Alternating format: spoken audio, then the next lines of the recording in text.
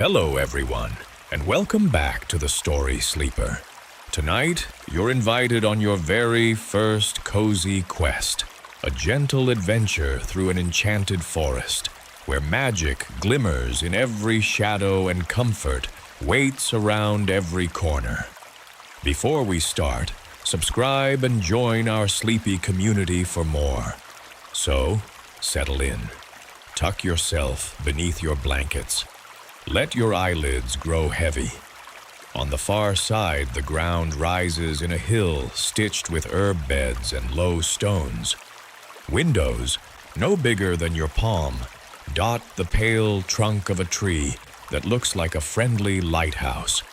Behind each window rests a moth with folded wings, each wing patterned with gentle shapes and tiny constellations.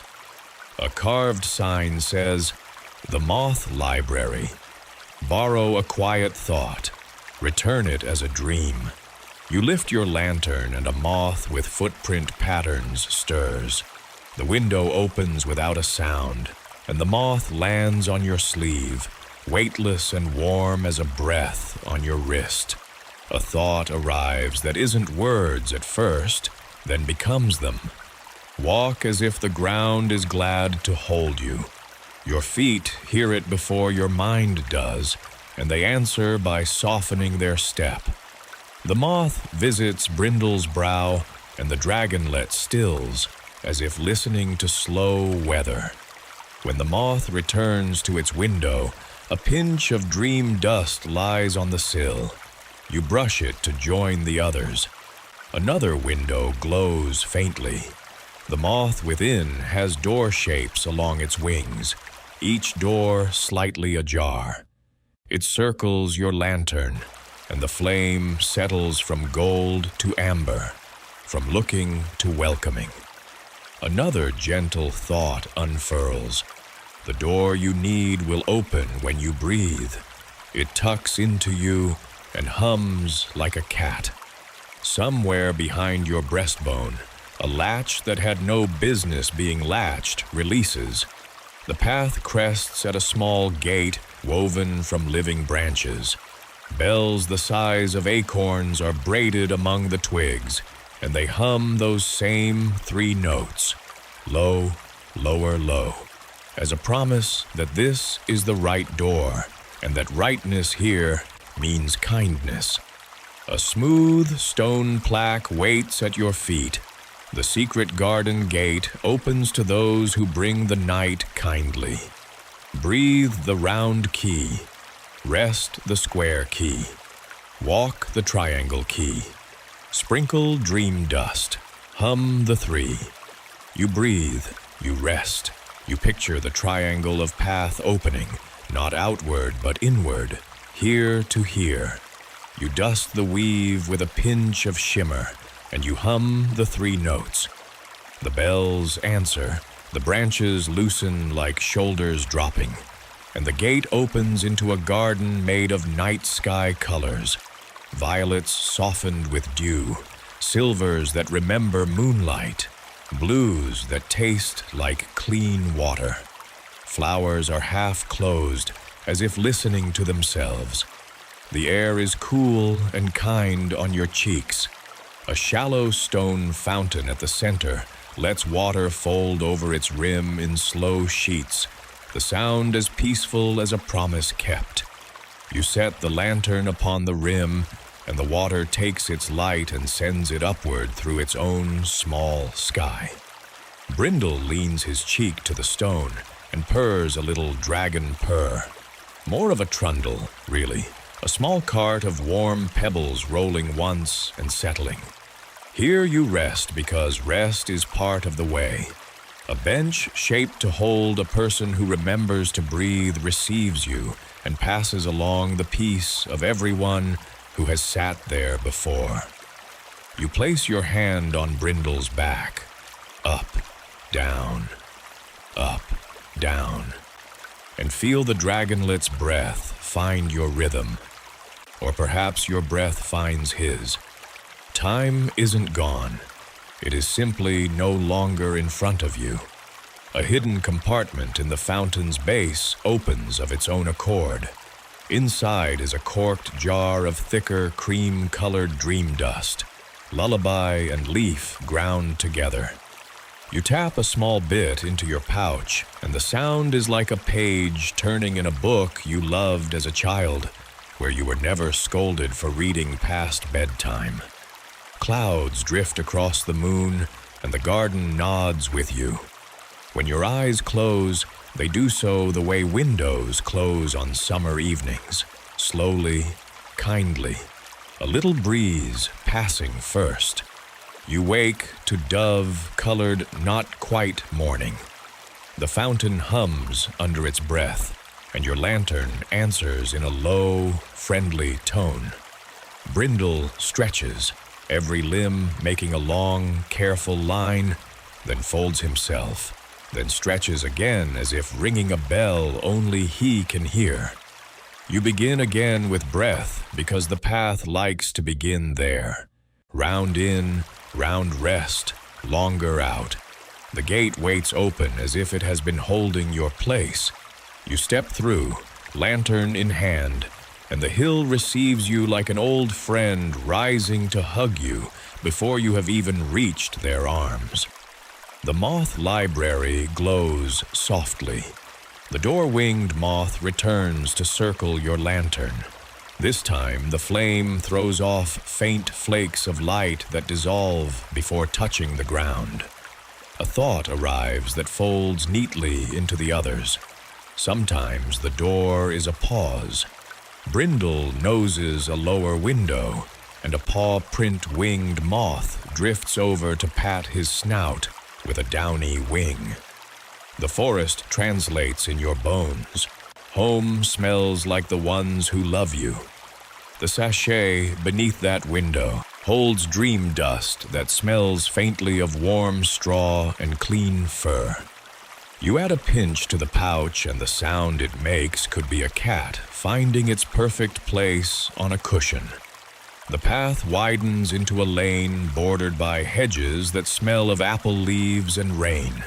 A sign shaped like a teacup swings on a small cottage porch ahead, its windows breathing a glow that could be lamplight or 100 collected fireflies. The door stands open because you are expected. Inside, shelves hold jars labeled in a slow, careful hand. Sleepy tea, kindness jam, bravery biscuits, quiet sugar. A kettle hums. In a chair made of quilts sits the quilt keeper, who rises in a rustle of friendly fabrics and boughs, patches smiling, threads kind. "Welcome," they say, voice like a blanket shaken out over a bed.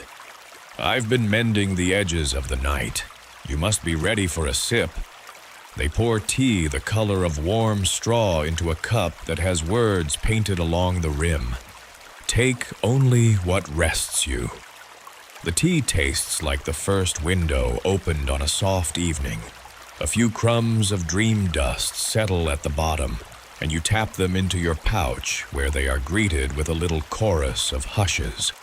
Brindle accepts a saucer of milk and a biscuit shaped like a leaf, and blinks the way contentment blinks, slowly, with the whole face. "Follow the lane until the hedges braid into an arch," the quilt keeper says, tucking a square of patch light into your palm, a gentle glow you can lay anywhere you need the world to soften. When you see the sleeping moon sign, you are close to the old fox paths. They are kind. They will remember him. You thank them, and your thanks sounds like two fabrics meeting and liking the feel of each other. Outside, the hedges twist themselves into an arch as promised. A wooden disc with a sleeping crescent hanging at the top. Beyond lies a meadow stitched with clover where bees hum. Not in busy loops, but in ribbons of sound that smooth everything they pass over. A small wooden frame strung with spider silk waits on the gatepost. The sign whispers, "To be heard by the gate, match the hum, not the haste." You pluck a silk, hear its note, and then slower, until your sound and the meadow's hum blend like two threads twisted together. The reed gate loosens all by itself and swings wide without the least creak. Inside the meadow, the grass parts for small paws that have passed this way for many nights. Low hillocks at the far side are dotted with round doors framed in twigs and herbs, each a fox door as neat as a button. Brindle sniffs each with ceremonial gravity before stopping at one framed with dusk blue ribbon, the very echo of his bow.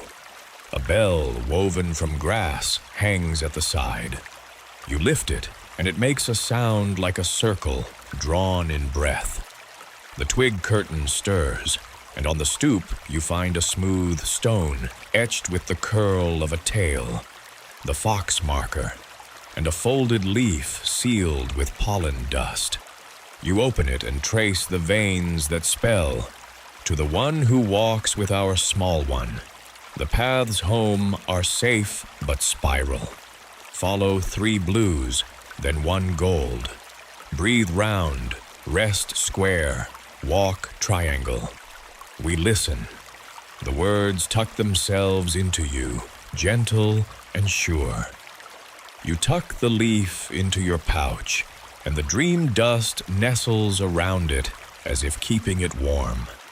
A line of flat stones leads up the hill, each inset with a small round of colored glass.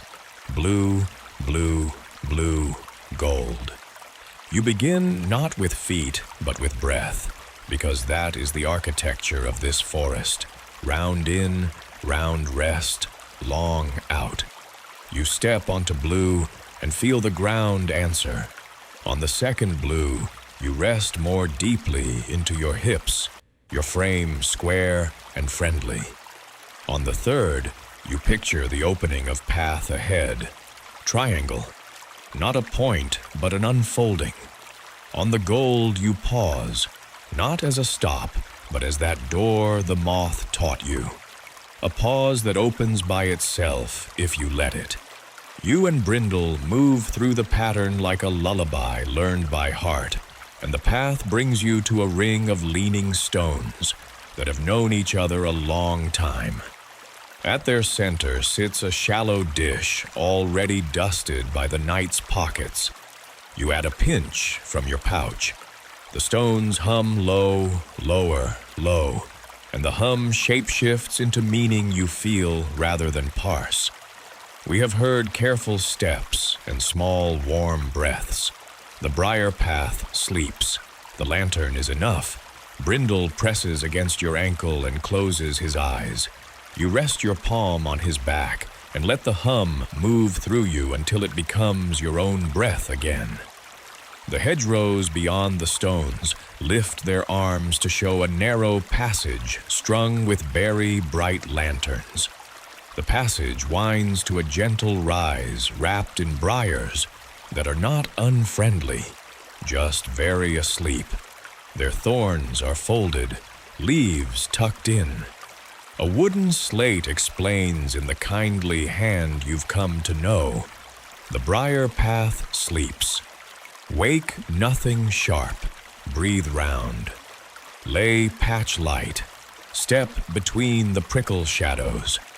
You lay the quilt keeper's patch light on the first arch and watch thorns soften into suggestions.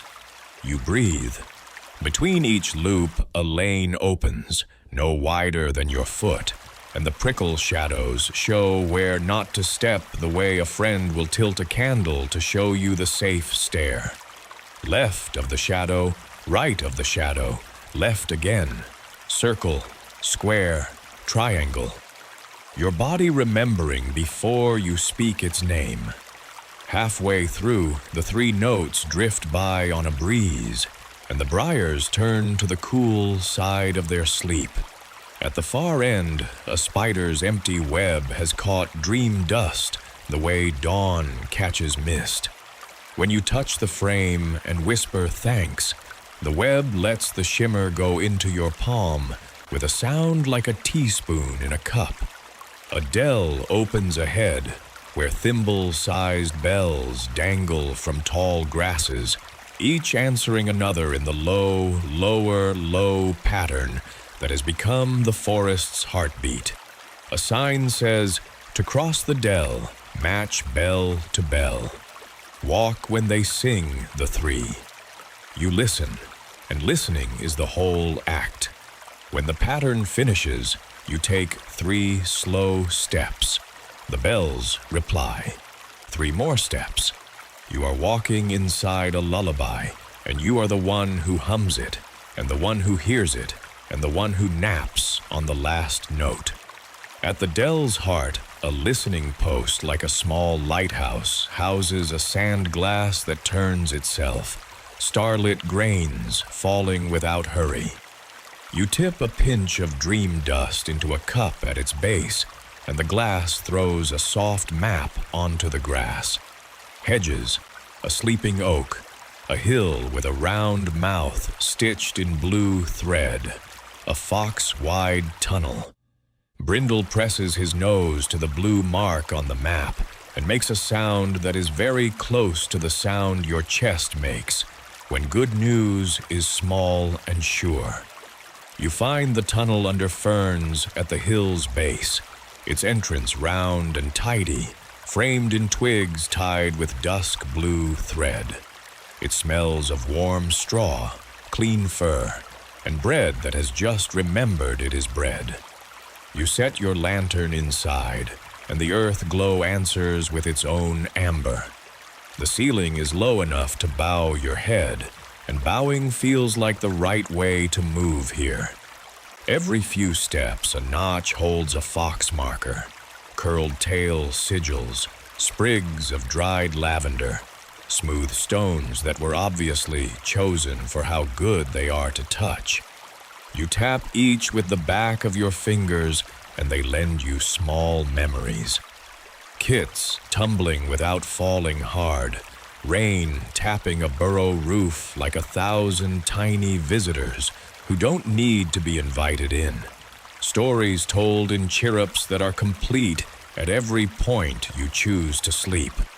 At a 3-way where the packed earth looks like the palm of a hand, the center tunnel is stitched with 3 blue threads, and the right tunnel bears a single gold bead.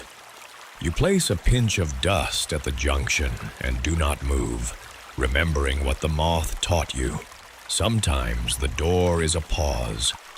In the length of one round breath, the shimmer sighs toward the blue stitched way, as inevitably as a tide remembers the moon. You follow, and the tunnel rounds into a circular listening chamber, where smooth stones stud the walls, and a shallow bowl of water holds a sky for your lantern.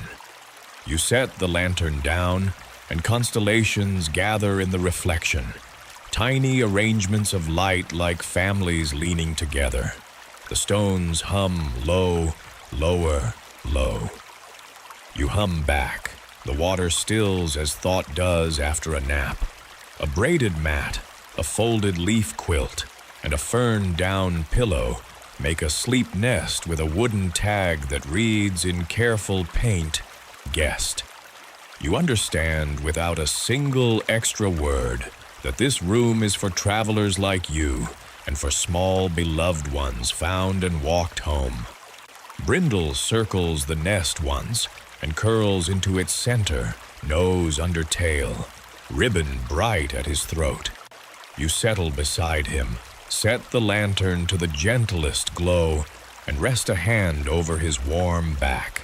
You notice how your breath settles into the chamber's silence, round in, hold, longer out, and your chest learns again that rhythm that has nothing to do with rushing. From deep in the tunnels rises the scent you have learned to trust. Home, in the shape of straw, and stories and bread, and the particular unlabeled note that means safety. Before sleep draws you down as easily as a blanket, You pour a final pinch of dust into the bowl. The shimmer spreads in a slow spiral, and where it touches the water's face, a doorway appears. Small, stitched with blue ribbon. Moon above it smiling as if to say, "This is the place you were walked toward."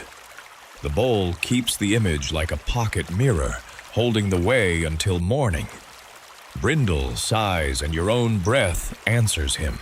The lantern watches without watching, and sleep comes close as a friend. When you wake, the light is a pale ribbon rather than a bright bell. The lantern still hums, dim and kind. Brindle stretches in a long line and rolls, as foxes and small dragons do when they have slept well. You rise with the memory of the blue ribbon doorway in your pockets, literal and otherwise, and the path ahead seems to open like a hand. You shoulder your pouch, pat Brindle until he reminds you of a warm pebble, and step toward the mouth of the tunnel. Outside, the hill breathes new ease. The air tastes faintly of toast, and from somewhere close, a low chorus of voices carries.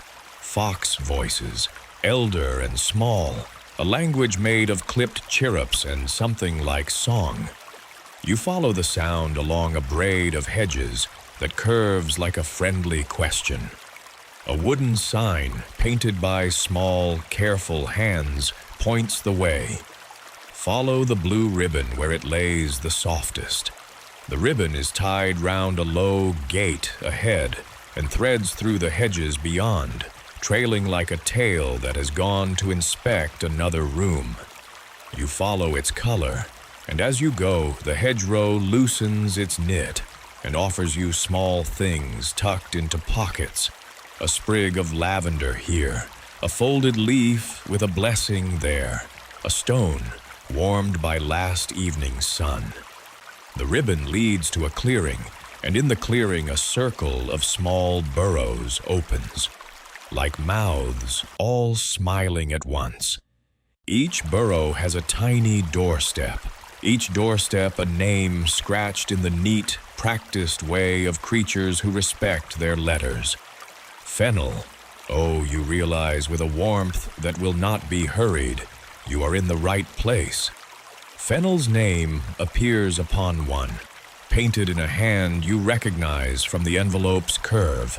The doorway is low, draped with a curtain of woven grasses. A fox elder sits cross-legged nearby, eyes like polished kernels. When the elder looks up, their expression is the same as the quilt keeper's, stitched with welcome. "You walked him far," the elder says, and you can feel each syllable like a braid being tightened in place. You hand over the pouch and the leaf note. The elder takes them with hands that smell of tea and smoked wood and old stories. Fennel, who has been a breath away from home for enough of a while to be a little smaller with longing, pads forward and presses his head into the elder's knee. The elder laughs, a small bell of a sound, and wraps the fox in a scarf of woven grasses that smell of summer stored up for winter. "He has been kept by good light," the elder says. "He smells of world walking and of your steady feet." You put your hand to the fox's back and feel the soft hitch that tells you that everything necessary has been done. Small things like steadiness, like the leaning in that friendship is made of. The elder nods as if counting knots in a rope. "There is one last song," they say. "A soft one for the heart. Please, if you will hum with us." You take a breath, round, safe, and the circle gathers. Voicings dip and rise like rolling cloth. Brindle hums too, a small dragonly note threaded through the fox thrum. The song is not words but belonging, and it settles over you like a quilt. When the song ends, the elder takes your hands, holds them like two small birds, and says, "You walked him home, and in so doing you walked home a little yourself. The statement is simple and true, in the way a stone is true. You feel your shoulders lighten as if some small pack has been set down. A child fox brings a tiny cake sweet as a memory and presses it into your palm. Bravery biscuit stamped with a fox tail. For the road, a small voice says. You take it and find it tastes of oven-warm courage. They will keep Fennel here until he is as ready to rove as the day before, for foxes have edges that need tending before they leap. The elder ties a slip of blue thread to your wrist, an echo of the ribbon Brindle wears, and tells you, with the easy authority of elders, who have held many small ones, to follow the path of the soft light until you find the fork that will lead you on. The path that makes a kind of song when you step on it is the one you will want, they add with a wink that is a small, kindly conspiracy. You bow. You have almost forgotten what hurry was. You step away, and the clearing returns its attention to family things, kits tumbling, elders stitching, stories fed quietly into small ears. The blue thread on your wrist hums faintly like the beginning of a remembered song, and you let it guide your feet. The hedgerows part for you like an audience parting to let an honored passer go by. The path beyond is soft and dappled, and the air carries a scent that seems newly possible. Sea salt, or maybe the idea of a coast, or simply the feeling of openness after a long stitch. Your pouch is lighter, dream dust used and shared, new dust gathered, and yet it sits warm against your hip. Brindle walks at your side, closer now, and his small presence is a bell at your ankle, a friend who knows what shelter tastes like. The path bends and lifts, and somewhere ahead you hear the faint sound of waves that could be water on stone, or could be the rustle of a different kind of leaf.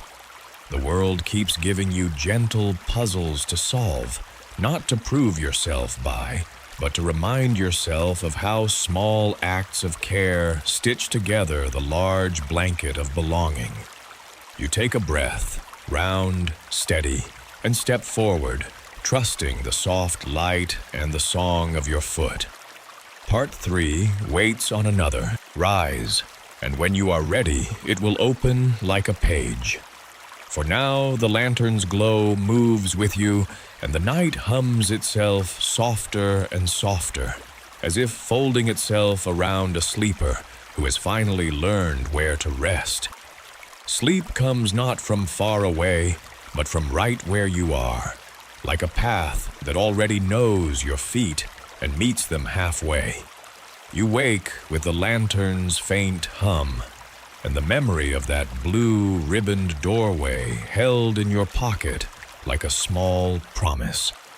Brindle stretches, a soft arc of dragon and contentment, and when you lift your hand, he bumps it with his nose, all bright whiskers and a warmth that says, "Whenever you are ready." You tuck the pouch against your hip, feeling the weight of gathered dust and folded leaf notes, and step back onto the path the hedgerows have opened like hands. The blue thread at your wrist tugs. No, it does not tug so much as whisper, a tiny current of direction, and you follow it. The hedgerow breathes around you, apple leaves, rain sweet, and an undernote of salt that makes the air taste like the idea of a shore. The path loosens, and somewhere ahead you hear a sound that could be water or could be the remembered rustle of a wide curtain, and both options feel like welcome.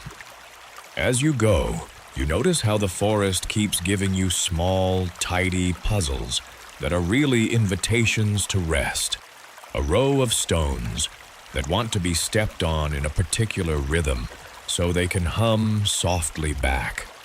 A fallen log whose grain tells a story if you lean your ear to it just so.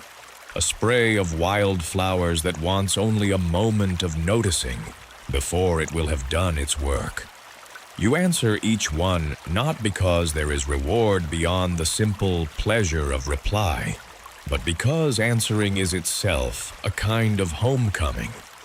Brindle walks at your ankle like a little bell. His breath finds the same long rhythm you have been practicing, round in, hold, longer out, and the two of you move like a duet whose score is mostly silence and the occasional bird note.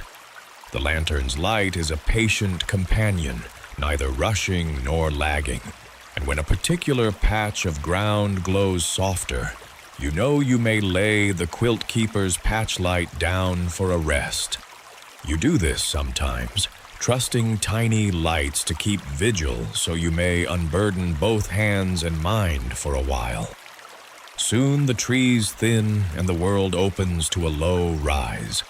At its crest, the path descends, and a sound comes forward that you realize, with a small, happy start, is the ocean, rolled and hushed as if it, too, were practicing a lullaby. The air tastes of salt and stone, and something else that feels like wide rooms and wide breathing. Before the shore, there is a small village stitched of pale wood and soft glass, its windows blinking like drowsy eyes. The cottages cluster close, as if to share warmth. A board outside one reads simply, "For walkers who carry home." On the bench beneath it, someone has left a small dish of milk and a biscuit pressed with a pattern of little waves. On the biscuit's edge, the words, "Bravery Biscuit," are neatly stamped, and you smile as you tuck it into your pocket for later. You wander between houses that hum with low activities, a kettle boiling somewhere, a child's quiet counting, the rumble of mending. People nod as you pass, not surprised to see you. In this place, strangers are part of the village's gentle architecture, welcome and expected. A woman with hair like untwined yarn stops to press a tiny coin of gingerbread into your palm. "For the road," she says, and her voice is a shawl. You accept it and taste its warmth like a reminder. You have walked far, and your steps have been soft. The path skirts a cliff, and a narrow stair descends to a small cove where stones smooth as palms meet the sea. Here the light is different. The moon hangs as a pale coin, and the water turns the sky's color into the hush of indigo. A small jetty extends a little way into the water. On its end sits a figure, an elder with hair like silverfish, who gathers something from the tide and lays it in a shallow basket. Shells, bits of driftwood, a feather gone gray at the edge. When you approach, they look up, and their eyes fold into a smile, like a curtain drawn back a fraction. "You walked a small one home," the elder says, "and there is no need to remind them of names. Their voice moves like a story told 1,000 times and never frayed. You hand over the pouch and the leaf note. They accept them with hands that smell of brine and sun-aged rope. The elder opens the pouch and lets a pinch of dream dust float from it into their palm. It sparkles there for a beat, then settles into the bowls of shells as if choosing a place to rest. "Dreams like neighbors," they say. "Best when shared." You sit beside the elder and watch as they set each shell in a ring on the sand. The shells seem to listen. Brindle presses close, tail curled around both your ankles like a tidy comma, and the dragonlet's breath makes small fogs over the shells that the sea takes kindly. The elder tells a small thing, no grand tale, only an observation, about how the sea remembers footprints even after the tide smooths them away. because memory is not owned by the ground alone, but by whoever walks it. You hum the 3 notes, low, lower, low, and the sea replies with a wave that laps the jetty like applause, but softer. When you rise to leave the cove, an old child runs up on bare feet, cheeks like 2 coins, and presses a scrap of blue ribbon into your palm. For when you think the night is too full, they say with solemn authority, you tie it to the blue thread on your wrist and feel that same small current of guidance settle in your skin. The village hand waves you on. You walk, and the sound of waves behind you is the kind that unfastens tension bloom by bloom. Beyond the village, the path follows the cliffside for a while, then turns inland toward meadows that fold into hills. There are open stretches where the air carries nothing but the slow work of clouds and the occasional bell of a sheep. You begin to understand, with a comfortable astonishment, that the journey has been less a crossing of distance than a gathering of dust, of kindnesses, of small truths, each adding its own quiet weight to the pouch at your hip. At midday, no, you don't mark the hours here exactly, only the changes of light. You find a field bound with wildflowers, and in its center a small building, whose roof is thatch and whose door leans with the ease of long use. A sign above reads, "The Listening Hearth." Inside, a hearth smolders, and around it lie rugs, low stools, and a kettle that never seems to finish its quiet percolation. People here speak in the sort of sentences that end like clouds, gentle and inevitable. A child offers you a cup of tea flavored with sea honey. You accept, and the tea tastes of both sea isle and hedgerow, of path and return. You sit a while longer than you mean to, because sitting here is its own homework in unlearning hurry. Brindle curls in your lap and sleeps with the kind of small, fur-like sincerity only very young creatures possess. You feel the dragonlet twitch once or twice in dream, as if chasing delicate margarine-winged insects, and you hum very softly the 3 notes into his sleep. The notes are a thread that has bound your nights now, low, lower, low, and each time you sing them, they fold the day a little more like a letter closed with a kiss. When you finally stand and leave the hearth, you are carrying less than you arrived with, and more all the same. Loose kindnesses, a ribbon, a memory of every small face that nodded and said the sort of kindness that makes roots safe. The path ahead is gentler now, and the edges of night settle sooner in the sky like a promise kept. At last, the blue thread at your wrist hums louder, and you find yourself at the edge of a small wood that smells like cedar and last night's rain. Through the trees, a warm glow leaks, lamplight or hearthlight, and you realize with a soft, pleased shock that you are returning to a place you had not known you remembered. Your own doorway, folded warmly into the world. How it came to be here, tucked between a meadow and a cove, is less important than the way your body answers. An opening, a letting down of built-up vigilance, an easing. The doorway is not grand. It is the right size for you. On the step sits a small basket of bread, crust thin and shining. The very same round biscuit with wave-stamped bravery tucked inside. Someone has left a note in careful hand. For the walker who brings home light, thank you. The handwriting is neither strange nor familiar. It is simply kind. You set your lantern down on the stoop and loosen the blue ribbon from your wrist, tying it instead to the doorknob like a courtesy to whoever next walks this same path.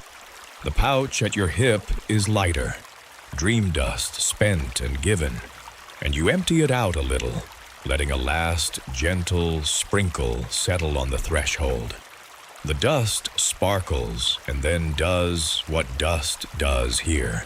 It settles into corners and becomes a memory of safety. Inside, the room remembers you as if you had left it only moments ago. A chair rocks once and stops. A kettle hums a note that matches the three you have favored. You set your lantern on a low table and watch the flame ask the glass to sleep. Brindle shakes himself and pads around, inspecting, declaring the couch acceptable, the pillows fluffy in recommendation. He finds his favored spot by the hearth and curls like a comma there. You sink into the chair, unroll your sleeves like untying small knots, and feel the day's stitches loosen one by one. The twist of the quest settles on you like a shawl. By helping the small creature find its way home, you have walked yourself into gentleness. The things you collected along the way, dream dust, small words, a patch of light, have recomposed themselves into a quiet armor that isn't hard so much as warm. It keeps out the thin edge of worry. It is the kind of protection stitched from kindnesses, the only kind that survives the washing and still looks neat. You set the last of the dream dust into a shallow dish on the windowsill. It catches the moonlight and glows nearly imperceptibly, as if breathing. Outside, the world moves on with its soft certainty. Owls shift. A fox laughs once in a way that sounds like someone turning a page. The sea murmurs miles away like a remembered song. Inside, the house welcomes these sounds as if they were old friends dropping by to sit a spell. You run your thumb over the blue thread tied to the doorknob and remember the elder's words. Dreams like neighbors, best when shared. You close the curtains a little more and leave a slit for the moon, because sleep likes a small window to lean on. You do not force your eyes closed. Instead, you let them soften, like the way the tide softens the edges of stones. Brindle's breath becomes a small metronome against your knee, and with it your own heart keeps slow company. There is no sudden revelation, no thunderclap of meaning, but there is a sequence of small understandings that line up like pebbles on a strand. Kindness is a path, breath is a key. Rest is not an absence, but a companion. The forest taught you these in increments. A moth's thought, a willow's bell, a gate that listened when you hummed. They settle in you now as steadying shapes. You think, briefly and happily, of the listeners who will walk this story with you, of other small travelers, who may one night pick up a lantern and a friend and follow a ribbon to find an open door.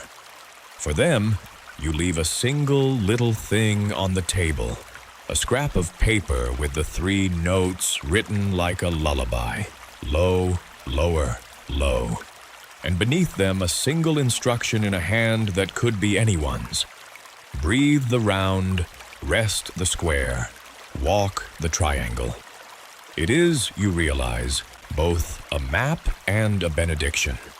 You let your lids fall as if they are folding paper, and the world answers by tucking you in the way it has in this story, softly, patiently, with the exact right amount of light.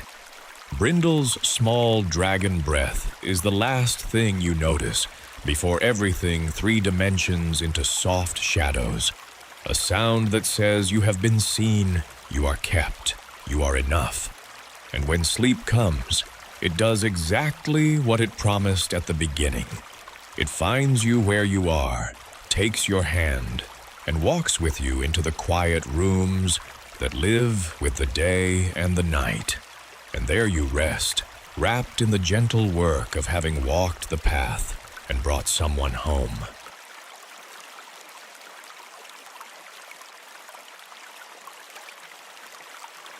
As your eyes grow heavy, the sounds of the garden fade into the softest lullaby. You feel peace, warmth, and the promise of sweet dreams. Good night, cozy adventurer. Your first quest is complete. Sleep well, and remember, every night brings a new story.